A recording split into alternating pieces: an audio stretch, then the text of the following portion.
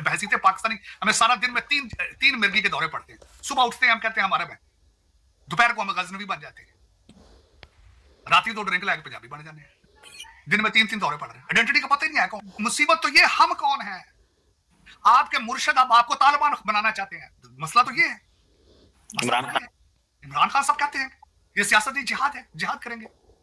ये हम आए अमर बिन मारूफ पे चले, आए हाथ में तस्बीह पकड़ ली, कहते रियासत मदीना बनानी, और रियासत मदीना वाले भी वहां पे बॉलीवुड बना रहे हैं। वहां पे उन्होंने एक फेक न्यूज फैलाई हुई है तार साहब इमरान खान की पार्टी ने कि जो chairman joint chief of staff है वो इमरान खान को मिलने जेल चला गया। मतलब पैरी पे आ गए जाके इमरान खान का नहीं, गेट आउट। मैंने भी सुना एब्सोल्युटली नॉट, इमरान खान का एब्सोल्युटली नॉट। हाथ में तस्बीह थी, कुरान हाथ में था, आधा पाक उन्होंने कुरान तो हिफ्ज कर लिया ना, अंदर सुना जेल में नमाज कराते हैं। उन्होंने कहा एब्सोल्युटली नॉट, मैं हकीकी आजादी हकीकी। ओ यार खुदा दा ना लो यार। लेकिन ये चीमा साहब पर आवाजें पता है तब निकलती जब नाश्ता फ्रूट और योगर्ट के साथ पेश किया जाए कि चीमा साहब मैं वॉशिंगटन डीसी को देख रहा हूं इस वक्त, और I am sitting in Washington DC, और मैं इन्फ्लुएंस देख रहा हूं डायस्पोरा का, भारत की इकोनॉमी का, उनकी साइंटिफिक अचीवमेंट्स का, उनके कंट्री के अंदर लॉ एंड ऑर्डर का बेहतर होना, चाइना का नीचे जाना, और ओबामा की वीक फॉरेन पॉलिसी को जब मैं देखता हूं तो मुझे इंडिया बहुत स्ट्रॉन्ग नजर आता है, बहुत स्ट्रॉन्ग नजर। और बाकी इसमें कोई शक नहीं है कि इस वक्त वाशिंगटन डीसी के अंदर यहूदी लॉबी के बाद दूसरी स्ट्रॉन्गेस्ट लॉबी, बल्कि मैं ये शायद ये भी कहने में मुबालगा राय नहीं होगी कि हो सकता है कि इंडियन लॉबी इजराइल की लॉबी यहूदी लॉबी से भी आगे जा चुकी, इसमें कोई शक नहीं। उसकी वाज़ेह मिसाल सामने नजर आ रही है प्रेसिडेंशियल कैंडिडेट। फिर जो उनका सबसे बड़ा वेपन जो है भारत का, वो कंप्यूटर के ऊपर उनकी स्किल्स है। भारत का सबसे बड़ा वेपन उनका जो है उनका इंस्टीट्यूट ऑफ टेक्नोलॉजी, उनका इंडियन इंस्टीट्यूट ऑफ मैनेजमेंट, ये सबसे बड़ा वेपन है इंडिया, जिसकी वजह से उन्होंने पूरी दुनिया कांकर की है। And I am happy with it. मैंने इस पे कहूंगा कि मैं हमेशा ये आपको बता, क्योंकि मैं देख रहा हूं कि where Americans are going and where the Indians are going. दुनिया के अंदर मुल्क जो है ना वो एपेटाइट के साथ तरक्की करते हैं। जब जिन कौमों के अंदर तरक्की की एपेटाइट होती है, वो जो ख्वाहिश रखते हैं वो तरक्कियां करते हैं। जो जिनको ग्रोइंग पेन्स आ जाए, जो बोर होना शुरू हो जाए, जो नशों में और वारदातों में लग जाए, उनके हालात कोई नहीं होते। तो मैं यही कहता हूं हमेशा कि मोदी साहब is a multi dimensional personality, multitasking. देखिए लीडरशिप के अंदर एक चीज नहीं होती मेरी नजर में, जो मैं सारी जिंदगी लीडर्स को स्टडी करता रहा हूं, ऑटोबायोग्राफीज पढ़ता रहा हूं, रेगन को पढ़ता रहा हूं, यहाँ पे उनके अंदर टीम सिलेक्शन का भी एक होना चाहिए। जिस तरह मैं कर्ज करना चाहूंगा डोनाल्ड ट्रंप साहब के पास ये एक आर्ट नहीं था, टीम सिलेक्शन। फिर टीम उसको इकट्ठा करके रखना, उसको ये बहुत बड़ा आर्ट होता है। फिर उसके बाद ये होता है कि ये सारी चीजें मैं जो देख रहा हूं मोदी साहब के अंदर है, उनको मौजूद, उन्हें पता है ग्रास रूट से नीचे से ऊपर आए हैं वो, उन्हें पता है how to control the system, और system is under his control right now. He has a huge list of his accomplishments, जिसमें सबसे सारे नाम जो है वो इकोनॉमी और इफेक्टिव डिप्लोमेसी। तो ये सारी चीजों का देखिए अगर देखा जाए तो ये मोदी साहब ने ही डॉक्टर जयशंकर को पिक किया था। Doctor Jaishankar is a bureaucrat, लेकिन अल्टीमेटली उनकी आपस में अलाइनमेंट मौजूद है, अंडरस्टैंडिंग मौजूद है, टीम वर्क है, तो तभी ये सारी चीजें अकॉम्प्लिश हो रही हैं। और दूसरा मैं समझता हूं कि उनका जो इनकी ये पॉलिसी है कि मेजॉरिटी में से मेजॉरिटी के वोट लेने हैं, majority population in India they are Hindus, और उनका टारगेट है उस पे कि मेजॉरिटी में से मेजॉरिटी के वोट लें तो हमें कोलिशन की जरूरत ही नहीं, और it's a very successful policy. Doctor साहब एक मैं पॉइंट ये बात करना चाहता हूँ, एक वक्त हुआ करता था कि मुसलमान जो थे दूसरे मुल्कों में मसाजिद बनाया करते थे, लेकिन इंडिया इज द बिगेस्ट, सबसे बड़ा हिंदू मुल्क अगर इन टर्म्स ऑफ पॉपुलेशन देखा जाए तो वहां पे है। ये जो एक मूवमेंट कह लें, या ये जो इंप्रेशन है, फॉर एग्जांपल मैं देख रहा था कि उधर न्यू जर्सी के अंदर एक बहुत बड़ा मंदिर जो है वो बना रहे हैं, और यही ऑर्गेनाइजेशन है जो इधर बना रही है वही उधर बना रही है, और उसके लिए उन्होंने हजारों, कहते हैं सैकड़ों इंडियंस को लेके गए हैं वहां पे, जो वहां पे वो बना रहे हैं ऑल दैट।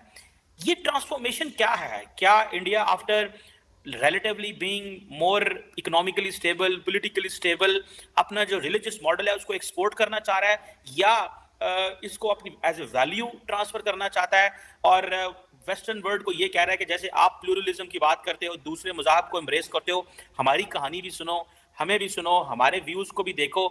जैसे फॉर एग्जांपल राम मंदिर की बात हुई तो मॉरिशस, नेपाल, अभी मैं देख रहा था श्रीलंका का जो राजा पक्सा फैमिली का एक बंदा है वो आया हुआ था उधर, उसने विजिट किया है।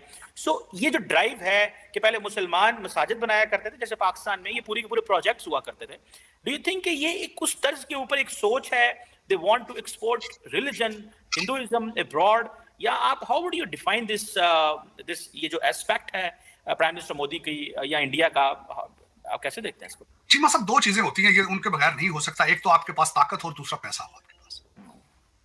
पहले मुसलमान जो थे वो ताकत में थे, जहां जाते थे लूट मार भी करते थे, फिर मस्जिदें भी बनाते थे, सारा कुछ करते थे साथ। फिर उसके बाद आपने मजहब को कारोबार बनाया। आज मैं आपको छोटी सी, मुझे तकलीफ हुई अगले दिन इस बात को देख के, आप ना सिर्फ इनकी मिसाल दें, अब भारत इस वक्त बंदर बना रहा है, लेकिन बहुत अरसे से यहूदी अमेरिका में एक मूवमेंट उनकी है, बर्थ राइट ट्रैवल। यहूदी बच्चा चाहे अमेरिका में पैदा हो, उसको फ्री टिकट दिया जाता है इजराइल जाने का, जाके अपनी होमलैंड को देखकर।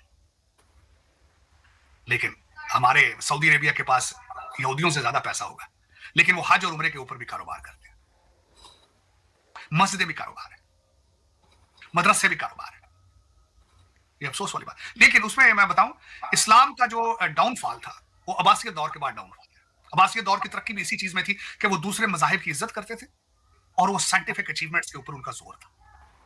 मुख्तलिफ एरियाज के अंदर जाना, वहां से नॉलेज इकट्ठा करके लाना, किताबें लिखने का आर्ट चाइना से लिया उन्होंने और फिर पीछे मुड़ के नहीं देखा। लेकिन जिस तरीके से आपने उसके बाद किताबें बंद की हैं, फिर बाद में आपने किताब खोली नहीं। आज मैं दुख के साथ कहूंगा, इस्लाम जिसका पहला लफ्ज इकरा है, लेकिन सारे न पढ़ ਜਿਹੜੇ पढ़े लिखे ने वो भी कनाडा की पीआर ਨੂੰ ਪਗਰ ਪਏ ਨੇ, ਭੁੱਖੇ ਨੰਗੇ ਫਰਾਡੀਏ। मैं बल्कि दुख के साथ कहना चाहूंगा, 1.9 बिलियन मुसलमान दुनिया में, मुझे बता दें कौन सा इस्लामिक कंट्री है जिसको कहा जा सके इस्लामिक है। आपका लीडर कौन है? इंटरनेशनल कोर्ट ऑफ जस्टिस के अंदर अपना केस नहीं फलस्तीन का आप ले जा सकते। साउथ अफ्रीका लेकर गया, रो खन्ना कल चीखा यहाँ पे अमेरिकन कांग्रेसमैन है फलस्तीन के लिए, लेकिन आप क्यों नहीं बोलते? $5 बहुत स्ट्रॉन्ग है, डॉलर और पाउंड की बहुत ताकत है। अब गोरा पाकिस्तान नहीं जाता, आप उसके पास जाते हैं। देखें आपका हर रूलर जो है वो लंदन बेस है, आपका हर जज लंदन बेस है, गोरे को जाने की जरूरत ही नहीं। अब आप फोनों पे सारा काम कर देते हैं। आज मैं अपने देखने वालों को कहूंगा, गूगल करके देखें कि ब्रिटिश कितने थे नंबर्स के अंदर, जिन्होंने पूरे महाभारत को कंट्रोल किया। ये पठान कितने थे, ये घोड़ों पे उचड़ के आते थे, जिन्होंने यहाँ पे आके धज्जियां उड़ा दी लोकल कल्चर की और मजहब की। नंबर में कितने होते थे, और भारत की पॉपुलेशन को किस तरह उन्होंने रौंद के रख दिया नीचे, ज़लील ख्वार कर दिया, हमारी शक्लें तब्दील कर दी, शक्लें तब्दील। मैंने बताया नहीं कि आज तक अब मैं बहसीते पाकिस्तानी, हमें सारा दिन में तीन मिर्गी के दौरे पड़ते हैं। सुबह उठते हैं हम कहते हैं हमारे में, दोपहर को हम गजनवी बन जाते हैं, रात तो ड्रिंक लाके पंजाबी बन जाते हैं, दिन में तीन दौरे पड़ रहे हैं। आइडेंटिटी का पता ही नहीं है कौन, नो क्लू। इस तरीके से पठानों ने मारा हमें आगे। तो चीमा साहब, ये दर हकीकत ताकत वाली बात है ना, उनके पास ताकत थी, हम सबमिसिव थे। और उसमें मैं देखता हूं, मैं जो पढ़ता हूं, मैं जैनिज्म के बारे में पढ़ा, बहुत सबमिसिव रिलीजन। बुद्धिज्म के बारे में पढ़ा, वेरी सबमिसिव। वो बारबेरियन आते थे, दरिंदे अपने भाइयों को मार देते थे, बाप की आंखें निकाल देते थे। नॉर्मल इंसान कर सकता है? नॉर्मल इंसान अपने बाप की आंखें निकालेगा? इनका हर दूसरा भाई एक दूसरे के गले काटता था। देखें जरा, they were not normal people, they were barbaric. दरिंदगी थी उनके अंदर, मेरी नजर में। मैंने आज देख लिया आप अफगानिस्तान में, चीमा साहब 60 साल का बंदा है, 15 साल की लड़की से शादी कर रहा है, कोई नॉर्मल इंसान करेगा? देखें आज आप अफगानिस्तान देखें, जहां से हर बंदा उतरा घोड़े से और हमें जलील करके गया, आज उसकी एक सड़क सीधी नहीं है वहां, एक पुल सीधा नहीं है वहां। Nature fire back, nature back fire करती। जी मतलब हकीकत ये ताकत की बात है। लेकिन वो पठानों को कोई मसला नहीं है, उनका तो था ही कुछ नहीं, तो वो जैसा कहते हैं ना कि वो तो चल रहा है। मुसीबत तो ये, हम कौन है? आपके मुर्शिद अब आपको तालिबान बनाना चाहते हैं। मसला तो ये है, इमरान खान साहब कहते हैं ये सियासत जिहाद है, जिहाद करेंगे। ये हम आए अमर बिन मारूफ पे चले, आए हाथ में तस्बीह पकड़ ली, कहते रियासत मदीना बनानी, और रियासत मदीना वाले भी वहां पे बॉलीवुड बना रहे हैं। वहां पे एमपीएस ने छोड़ दिया सारा कुछ। आपको पता है कि रमजान के लिए उसने स्पेशल इंस्ट्रक्शंस दी हैं कि किस तरीके से how to quietly celebrate Ramzan. जिस तरह पहले उसको पब्लिसाइज किया जाता था, उसने उसके ऊपर, उसके खिलाफ उसने वहां पे कानून पास किए, नए रूल उसने इशू किए इन सऊदी अरेबिया, क्योंकि डरते हैं लोग, डर रहे हैं। वो कहते हैं फॉरेन इन्वेस्टर आए, फॉरेन इन्वेस्टर किस तरह जाएंगे वहां इन सर्कमस्टांसेस में? वो खोलना चाहता है हर चीज, आप अभी भी बंद करना चाहते हैं। आप बंद है, आप सबसे पहले जो आपकी चीज बंद है 25 करोड़ की, आपके दिमाग बंद है, आपके दिमाग बंद है। खोलें, खुदा रख खोलें इसको। और मैं जो चीखता हूं कि आपका रूलर जो ब्रिटिश एजेंट है, उसके पास डिग्री है हार्वर्ड की, ऑक्सफोर्ड की, लेकिन मां के कपड़े फाड़ रहे हैं। चीमा साहब, जिन लोगों की आपने बात की है, 13 साल तू लौट रहे, 2 साल तू लौट रहा है, इनके पास क्या, इनके क्रेडेंशियल, इनके क्या एक्सपर्टीज है टू सेव पाकिस्तान इकोनॉमी? इनके पास क्या एक्सपर्टीज है to save Pakistan from terrorism? आज बल्कि एक और मैं आपसे बात करना चाहूंगा। आज किसी ने आज बड़ा अच्छा लफ्ज उसने इस्तेमाल किया। उसने कहा, वोट को इज्जत देने वालों, अपने आप को भी इज्जत दे के देखो जो तुम वोट खरीद रहे हो। चीमा साहब बकरा मंडी खुली खुली बकरा मंडी। चीमा साहब पता नहीं क्या को बददुआ है इस मुल्क को, क्या वजह है कि 400 साल के पुराने इंस्टीट्यूशंस की डिग्रियां और किताबें आप पे बेअसर, कलाम नरमो नाजक बेअसर। वो कहते शर्म हमको मगर नहीं आती। चले फिर चीमा साहब इसका वो कहते ना, मैंने सुना था किसी के अंदर किसी चीज का एंड नहीं देखना चाहिए, अंत पैदा होता है, अंत नहीं देखना चाहिए। लेकिन मेरा ख्याल है you determine to see it, you determine. 4 लुटेरे हैं, 4 फ्राडी हैं, वो कहते हैं 4 मुल्क हम अकेले, 4 सूबे हम अकेले अकेले लूटेंगे, लेकिन उस मरकज को सारे मिलकर डाका मारेंगे। ये आपकी आगे चल रही पॉलिसी आप देख ले। सिंध के पीपल्स पार्टी, इधर पीटीआई है, इधर नून लीग है, बलोचिस्तान है, 4 सूबे, ये 4 मिलकर अकेले लूटेंगे, अकेले मरकज पे डाका इकट्ठा मारेंगे। ये आपका टोटल पॉलिसी। और इस पे मैंने आपको पहले भी कहा था, मेरी सिर्फ और सिर्फ एक उम्मीद है आसिम मुनीर, पता नहीं वो क्या वजह है कि व्हाई ही सो हेल्पलेस, क्यों नहीं वो इस चीज को रोकने की कोशिश कर रहे। करप्शन आपको कैंसर की तरह खा रहा है और कुछ भी नहीं, और कुछ भी नहीं। ये आज कंडीशन रख दे कि जो नेशनल असेंबली का आएगा उसका नाम ईसीएल पे होगा और अपने अकाउंटों उसका कोई फॉरेन अकाउंट नहीं होगा। क्यों नहीं इस चीज पे इंप्लीमेंट किया जाता? क्यों इंपोर्ट के ऊपर पाबंदी नहीं लगाई जाती? आपको पता भी आपके जो हालात है। क्यों वो डॉक्टर नदीमुल हक जैसे लोगों को आगे जिन्होंने मूवमेंट, वो एक्टिविस्ट है, वो पाइट का जो एक्टिविस्ट है, मुझे उनकी बातों से मुझे उनसे पाकिस्तान का दर्द नजर आया। लेकिन चीमा साहब बस जो फ्राडिया होगा उसको आगे ले आ जाते हैं, उसको आगे ले आते हैं, कहते तुम ही खा सानू भी खुआ। उस जरदारी साहब का होता था ना, जिस तरह मिनिस्ट्रियां बेच देते थे, सुना है वो ठेके पे दे देते थे मिनिस्ट्रियां, यार इतने पैसे तुम खा लो, इतने मुझे कराची पहुंचा दो। मिनिस्ट्रियां इसलिए देते ठेके पे। और आपके पास हर बंदे की, मैं हैरान हूं, हर बंदे की आपके पास कार रिकॉर्ड है, गंदे टोटे सारे आपके पास है, एजेंसियां सारा दिन टोटे चलाती देखती हर लीडर के बारे में। इसके बारे में क्यों नहीं रोक रही है, करप्शन के बारे में? ओहो, डॉक्टर साहब समझते हैं पॉलिटिकल स्टेबिलिटी इनके जरिए आनी है शायद, इसलिए। और पॉलिटिकल स्टेबिलिटी जरूरत, पॉलिटिकल स्टेबिलिटी तो आपका प्रॉब्लम नहीं, प्रॉब्लम रोटी का है। इशू तो कैंसर की तरह, आपको करप्शन बढ़ गई, उसका क्या करेंगे आप? करप्शन रुकेगी तो रोटी खाएंगे, करप्शन रुकेगी तो पॉलिटिकल स्टेबिलिटी आएगी। अब जिनको 40-40 करोड़ के टिकट जो बेचेंगे अपने सारा कुछ, उससे स्टेबिलिटी आ जाएगी। मेरा ये क्वेश्चन है, जो इंडिपेंडेंट जितने सारे आगे पीछे टूटे बकरा मंडी लगेगी, ये स्टेबिलिटी इससे आएगी? मैं ये क्वेश्चन करना चाहता हूं, ये पीडीएम 2 से स्टेबिलिटी आ जाएगी? ये सवाल है मेरा, ये हल था इसका। लेकिन पता नहीं क्या आप लोग सीरियस नहीं अपने मुल्क के लिए। मैं आपको चैलेंज करके बार बार कहता हूं कि पाकिस्तान के अंदर पाकिस्तानी कोई नहीं है। तू पता नहीं बात के पाकिस्तान को तो पाकिस्तानियों ने बचाना है ना। आप कहते हैं आईएमएफ वाले जाके बचाएं आपको, वो तो देते हैं पैसे, वो भी आप खा पी जाते हैं। You are under the rule of American right now, you are run by IMF. जो आपका बजट बनाता है, it means they are ruling you, simple and easy. और आप उस फेज से बाहर निकलने नहीं चाहते, पता नहीं क्या बात है। चीमा साहब, आप 3 बिलियन के लिए कल परसों आपने आईएमएफ के सामने लेट जाना है, पूरे कंट्री ने। अगलों ने कतर को 178 बिलियन का दिया, इंडिया ने 178 बिलियन डॉलर का ट्रेड का पैकेज दिया।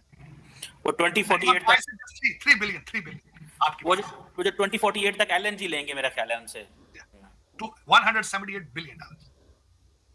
तो चीमा साहब चलें फिर, आपको पता, सब पता है। आप जितने चीमा साहब ਤੁਹਾਡੇ ਜਿਹੜਾ ਦਾ ਫਰਾਡੀਆ ਜੇ ਮੇਰਾ ਖਿਆਲ ਪੈਦਾ ਨਹੀਂ ਹੋਣਾ ਕੋਈ ਦੁਨੀਆ ਤੇ, ਜਿੰਨੇ ਕਿ ਤੁਸੀਂ ਅੰਨੀ ਪਾਈ ਹੈ ਨਾ ਦੁਨੀਆ ਤੇ। लेकिन कि ਹੁਣ ਤੁਸੀਂ ਇਹ ਡਰਾਮੇ ਦੀ ਮੈਂ ਤੁਹਾਨੂੰ ਦੱਸਿਆ, ਬੱਕਰਾ ਮੰਡੀ ਤੋਂ ਬਾਅਦ ਮੇਰਾ ਖਿਆਲ ਅਗਲੀ किस्त आखिरी किस्त होगी।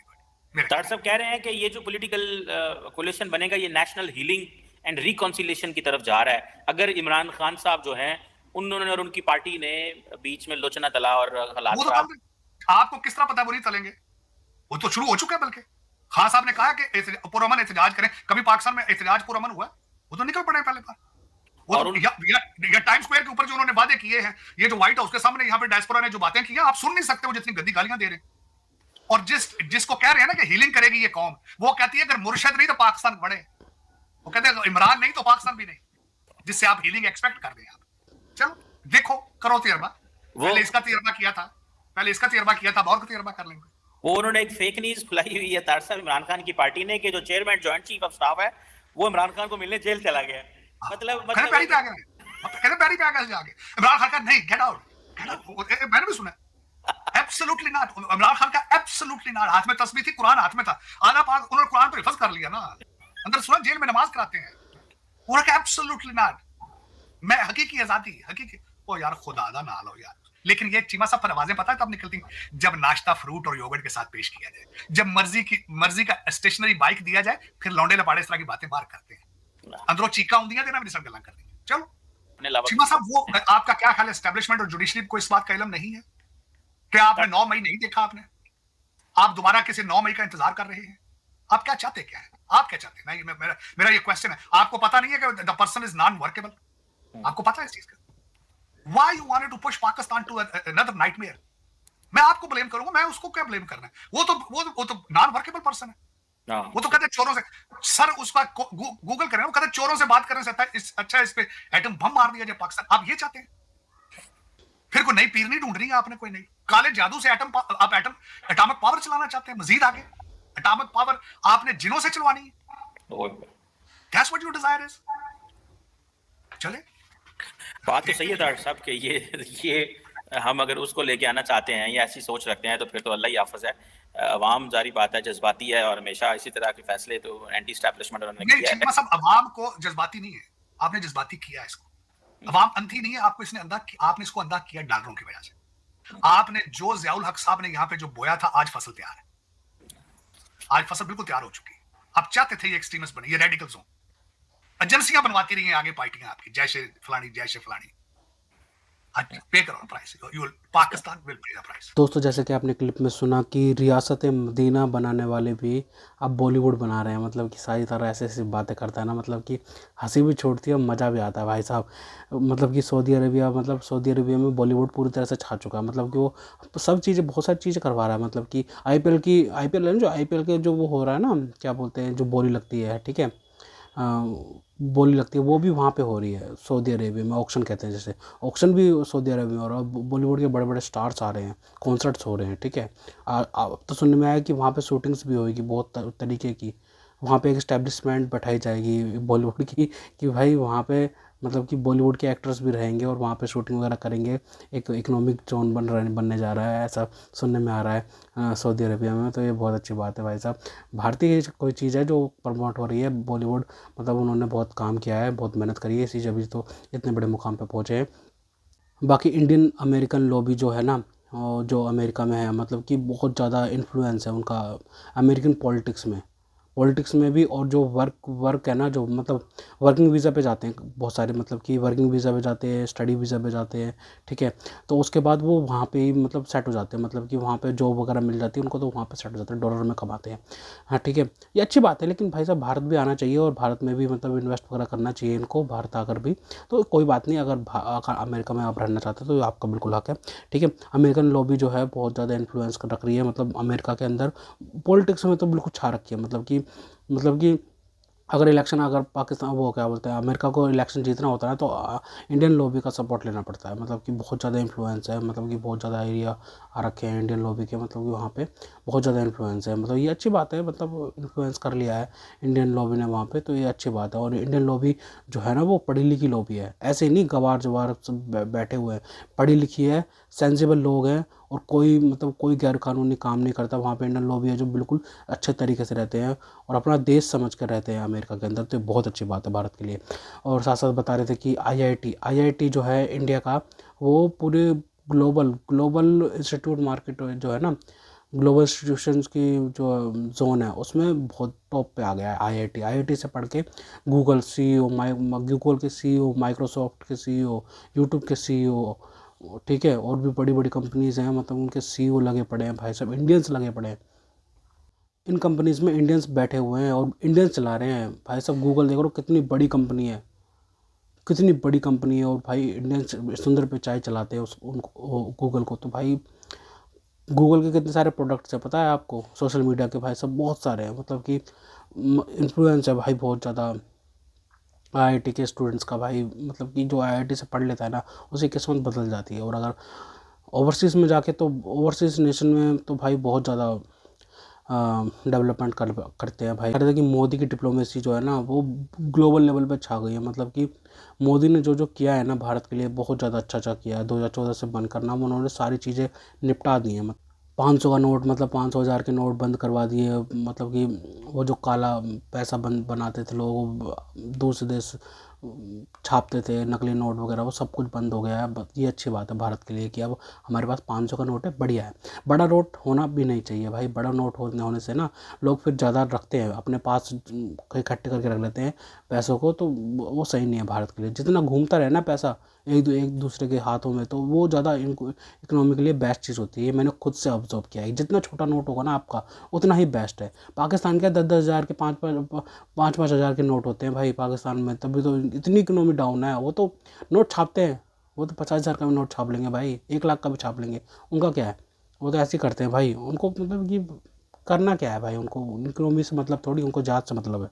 खैर, जो मंदिर डिप्लोमेसी है ना मोदी की, वो बहुत ज़्यादा अच्छी है भाई, बहुत ज़्यादा। मैं न्यूयॉर्क में, यूएई में, अबू धाबी भाई, कतर में भाई, कितने मंदिर बनवा दिए भाई सभी। कितनी अच्छी बात है भारतीयों के लिए, हिंदुओं के लिए कि भाई हिंदू जो कौम है मतलब कि शांतिपूर्वक रहती है दूसरे देशों में, और कोई लड़ाई झगड़ा नहीं करती, तो उनको एक मंदिर मिलना चाहिए। उनको, उनकी नीड है, उनकी डायस्पोरा की नीड है भाई, हमारी डायस्पोरा की नीड है वो एक तरीके से कि भाई हम मंदिर होना चाहिए। जब मस्जिद बना सकते हो, चर्च बना सकते हो, देखिए एक मंदिर बनाने में क्या तकलीफ है किसी को, ये बात एकदम सही है।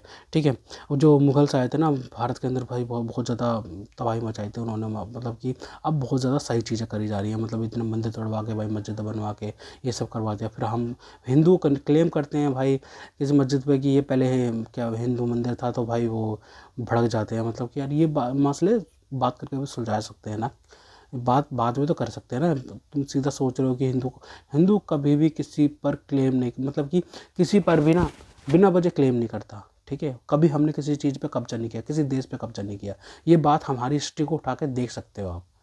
हम बेवजह कुछ नहीं कहते हैं। और वैसे भी हम सारी मस्जिदों को थोड़ी बोल रहे हैं, मतलब कि जो मेन जो धार्मिक स्थल है ना हमारे, बहुत ज़्यादा मान्यता वाले हैं, तो उसी को ही कह रहे हैं। 2 या 3 ही हैं, मतलब भारत के अंदर 2 या 3 ही मस्जिदों पर क्लेम किया जा रहा था। तो ये बात समझनी चाहिए, जो भारतीय मुसलमान हैं वो भी भारत का हिस्सा है, उनको समझनी चाहिए, और मतलब कि आराम से मसला निपटा देना चाहिए। बाकी आपसे मिलेंगे अगली वीडियो में। तो दोस्तों, अगर आपको हमारी ये वीडियो पसंद आई हो तो कम से कम व्हाट्सएप पर जरूर शेयर कीजिएगा। साथ साथ चैनल को सब्सक्राइब करके हमारा मनोबल जरूर बढ़ाएगा, ताकि हम आपके लिए ऐसी मनोरंजन वीडियोज़ बनाते रहें। तो गाइस, मिलते हैं आपसे अगली वीडियो में, तब तक के लिए जय हिंद।